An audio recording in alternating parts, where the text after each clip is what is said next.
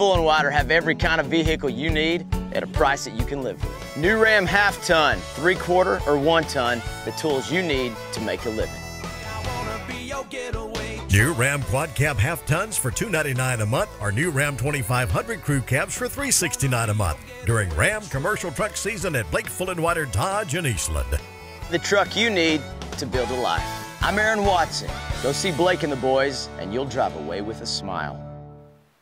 Hello, sports fans, and welcome to another edition of the Eastland County Today Coaches Show. This is more of an abbreviated show. We have only 3 teams left in the playoffs. Let's get right to it, shall we? The Cisco Lobos defeated the Amarillo Highland Park Hornets 48-18 in their by-district matchup. The Eastland Mavericks defeated Spearman 47-27 in their by-district matchup. And the Rising Star Wildcats made history Friday night by defeating Blackwell 56-8. It has been over 60 years since the Wildcats have won a playoff game, except until Friday evening. Congratulations to the Wildcats. We'll get to them in just a moment. Let's start first with the Lobos. The Lobos went up to Vernon Friday evening to take on the Hornets. Case Gale rushed for over 170 yards in the victory. Let's see what Coach West has to say. Congratulations, Coach West, on the by-district victory this past Friday evening against the Highland Park Hornets. They kind of came out early, punched you a little bit in the gut a little bit right there early with a good kickoff return and a score. You said earlier they kind of woke your boys up. Tell us how the Lobos responded there Friday evening. Well, we did eventually respond, but you could tell coming into that game we were flat. We knew it. We were flat going into that game last year, and it was no different when you come off a game, a big rivalry game between Cisco and Eastland, and then have to play that next week. It is difficult to get up for it, and we struggled there in the first, but we eventually responded and played fairly well both sides of the ball for about 3 quarters.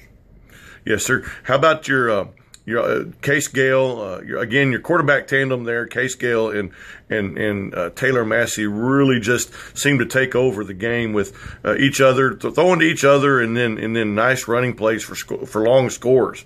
The bootleg worked very well for Case, and then we've found a way to throw Massey a fade in for the end zone. Had a little matchup issue down there. I think Massey had a 1-foot height advantage over one of their corners, so we took advantage of that at some point during the game, and Massey did throw a great post route to Case for, I think, our second touchdown. That could have been our first one, but overall pretty impressed. Those 2 guys still pretty dynamic, and I thought running back Zane Wright had a good game as well. Yes, sir. All right, so the area round presents itself this week. We travel to Brownwood to take on the Coleman Blue Cats. Tell us what you see and what you know about Coleman, how they're going to challenge the Lobos this Friday evening. Well, this is the senior class that Coleman's been waiting on all these years. They are extremely talented. They're one of the fastest teams. When you go to a track meet, you look up and see Coleman and Wall typically winning the sprint relay and the 800-meter relay. They're probably the fastest team we've seen all year long. The Hurtado kid from Wall was extremely fast. He was one we had difficult tackling, but the Coleman quarterback is faster. So the speed difference it will be great. We'll have to tackle well in open field, and if the quarterback gets loose, we won't catch him. He is extremely fast, and they're good and talented up front. I think that was one of the things Coach Brunson was more impressed with than anything, is how well they block up front. This is one of the best offensive and defensive lines that we've seen yet. Thanks for your time, Coach West. The area round matchup for the Lobos pits them against the Coleman Blue Cats. That game is this Friday evening in Brownwood at Gordon Wood Stadium. 7:30 is your kickoff time in Brownwood for the Lobos. Let's talk about the Mavericks. They were also winners of their by-district contest this past Friday evening against the Spearman Lynx. They beat the Lynx by 20 points, 47-27. Chris Martinez had a great day, rushing for 145 yards. Let's see what Coach Watkins has to say. Congratulations, Coach Watkins, on your by-district victory Friday evening. Tell us a little bit about how you saw it from the sideline, how the boys played against Spearman Friday evening. Oh, I thought we came out with great intensity again, and that was one thing we talked about all week. We had to match our intensity from the week before. Kids did a good job of preparing and then coming out and performing on Friday night. Defensively, a little bit of a slow start, gave them 2 early touchdowns, but then really played really well after that point and didn't give them much of anything the rest of the night. They had a kickoff return to start the second half. Offensively, we were able to start fast and get on the board early, and then just continue that and continue to move the ball. They stopped us one time in the first half, just a bust on our part. But other than that, I thought they came out and executed well. Yes, sir. You mentioned the telephone call. You mentioned the kickoff return. That brings the Lynx to, I believe, 7 points. And then your boys just kind of exploded there the third quarter with 21 points. Tell us a little bit about how that went down Friday. Right. We told them at halftime, we're up 14, but they're going to come out and they're going to fight because they know their season's on the line, and as is ours. And then they come out and return the opening kickoff. And I told them we're in a fight. It's a 7-point game, and we're able to respond, go get a score, get a stop, and then put a couple more on the board, and we're able to put them away by the end of the third quarter. Great. Hey, Coach, so the victory now allows you to move forward to the area round. This week is a familiar opponent to the Mavericks. You lost to Sonora last year. You get a chance to redeem yourself this Thursday evening against the Broncos. Tell us how the Broncos are going to kind of challenge you this Thursday. Yeah, it's really crazy how different of a team Sonora is from one year to the next. Now, they have a new coaching staff, and so that happens when you change staffs.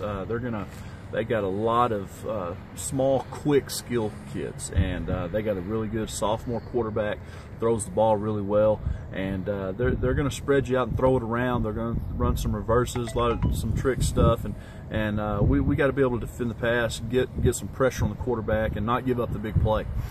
Defensively, they're going to play straight man coverage and try and lock you down. And then put an extra guy in the box that maybe you can't account for. And we're going to have to find ways to get people open and make some plays offensively. All right. Thanks, Coach Watkins, for your time. The Eastland Mavericks area round matchup is a familiar opponent for the Mavs. They play the Sonora Broncos this Thursday evening at 7 o'clock in Sweetwater. Notice that the day changed there. The game is Thursday, 7 o'clock, Sweetwater. All right, let's move down to Rising Star. Rising Star did an incredible thing this past Friday evening. They won a playoff game. It has been since the late 40s, as best we can tell, the late 40s, 48-49, since Rising Star won a playoff game.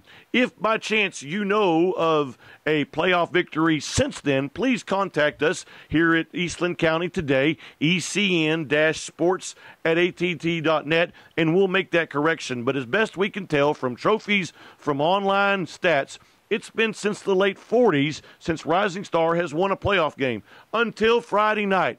Friday night, Ben Boucher totaled 282 yards, had his hand in 7 touchdowns, as the Wildcats defeated the Blackwell Hornets 56-8.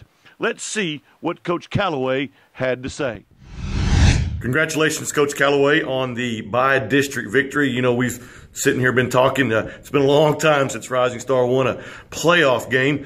Give us your impression of what you saw from the sideline Friday evening against Blackwell. Well, I think early in the game, first quarter, I think I saw a little bit of jitters. We knew we were better, I thought, going in, and we had some nerves, dropped the ball and snaps a few times. Didn't score our first possession. In the first quarter, we were down 8-6. And then I think we finally found our comfort level, and we went on a 44-point run in the second quarter, went into halftime 50-8, and then came out first possession, recovered an onside, and scored right off the bat to win the ball game by the 45-point rule. But the kids played hard.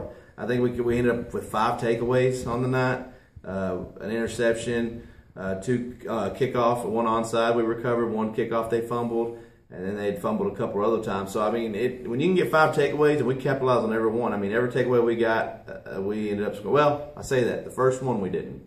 First one we didn't score. Offense, we came out a little flat, but we got back in the role and scheme of things, doing things well. Offensively, played great. Defensively, after the first score they got, they didn't even get close to the end zone the rest of the night. The kids played hard, played like they wanted to win a game, and it was a history-making night for Rising Star, and it was a little bit different than the district championship, but it was fun. Yeah. I mean, it was definitely fun, being over there and playing over 2 hours away against a team that 45 us last year in the playoffs, and we're able to come back and make it through this first round and hopefully be successful this next round. Right. Let's talk about the next round now. The area round finds you going to Mertzen to play Buena Vista.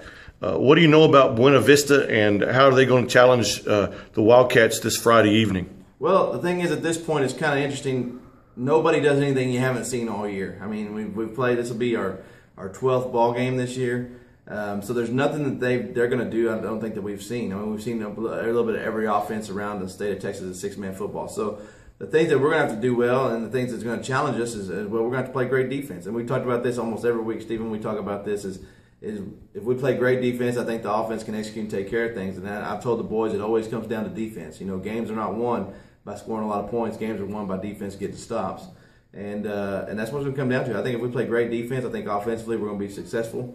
Defensively, they don't do anything really spectacular that I noticed on film. Now, they may come out Friday and do something a lot different, but on film, at this point, most people are going to stick to what's got them where they are. And I feel like we can exploit them in some places on offense. And then on defense, we're just going to have to step up and fill holes, wrap up, make tackles, and that's going to be our game plan this week. And then we're going to work towards it.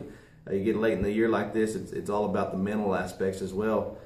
Kids got to be prepared mentally to go into a stadium with more people than probably been there all year and be able to focus on what they got to do and be successful. Thanks, Coach Callaway, for your time. The Rising Star Wildcats area-round matchup is this Friday evening against Buena Vista. That game will be in Mertzen at 7:30 this Friday. All right, let's now move to other Eastland County news. Basketball is the name of the game now, except, of course, for the football playoffs. Congratulations to Coach Michael Huxon and the Lady Mavericks varsity team. They played in the Coleman tournament this past weekend. They were 5-0. They were the tournament champions there in Coleman. Congratulations, Lady Mavs. The junior varsity Lady Lobos traveled over to Brock. They came in second place only to the Brock JV team. Congratulations to the JV Lady Lobos. Well, that wraps it up here for another Eastland County Today Coaches Show. Have a wonderful week. Make some good memories, make some great memories as you travel and check out all the playoff activity this weekend. God bless you.